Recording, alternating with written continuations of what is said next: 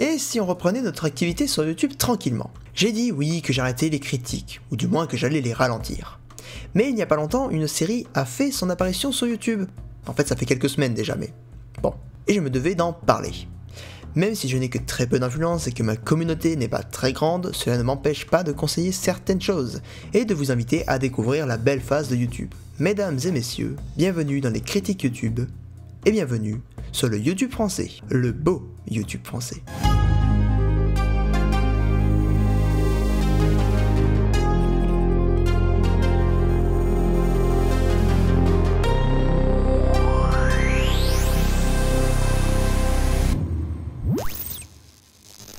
Preview, qu'est-ce que c'est? C'est une série française créée par Emilien Parron avec l'équipe de la web-série Ulysse, qui n'est pas finie. Pardon, reprenons-nous. Donc, je disais, Preview est une web-série qui parle du YouTube futur, disons, et qui suit l'histoire d'un youtubeur qui faisait de superbes vidéos en dessin animé, nommé Rutard. Mais ce youtubeur semble avoir ces derniers temps un rythme de sortie aussi fréquent qu'Antoine Daniel. Lors d'une convention, il va prendre la parole sur scène et péter un câble plus ou moins sur une fille qui commence tout juste sa chaîne de lifestyle. Il va critiquer le système de YouTube et son hypocrisie.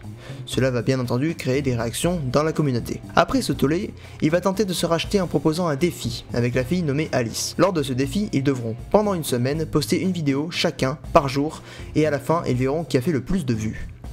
Jusque là, vous me direz que ce n'est pas exceptionnel comme concept. Oui mais non, il y a un élément qui s'ajoute à l'équation, et il s'appelle Preview. Ce système d'exploitation est une sorte d'IA qui va prédire l'avenir et assister les créateurs dans la création de vidéos.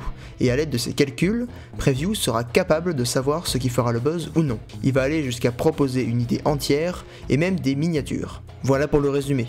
Car je ne veux rien spoiler, car sinon je vous gâcherai tout l'intérêt de cette série. Je la trouve si intelligente. Elle parle des problèmes de YouTube de manière si maligne et les critique, et nous fait réfléchir en même temps sur notre manière de consommer sur la plateforme, notre manière de s'habituer à des contenus pas vraiment intelligents, répétitifs et faciles. Bien sûr, cette série s'adresse surtout à des gros consommateurs de YouTube, car sinon les critiques vous passeront au-dessus. Même si la série est passionnante, si vous ne traînez pas beaucoup sur YouTube, vous n'en verrez pas l'intérêt, et vous ne comprendrez pas certaines références. Cependant, si vous y êtes beaucoup, elle risque de vous faire réagir. Même si je ne connais pas le but des créateurs de cette série, je pense quand même qu'ils voulaient faire une critique de YouTube. Je pense qu'ils voulaient quand même montrer aux gens que nous n'utilisons pas YouTube de la meilleure des manières.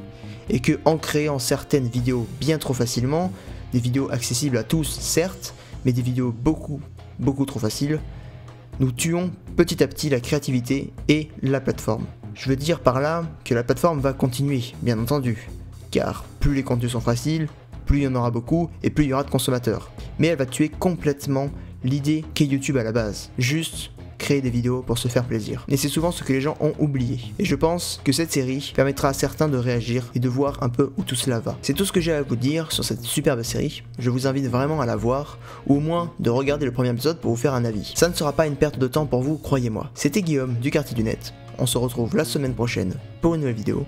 En attendant, portez-vous bien, la bise.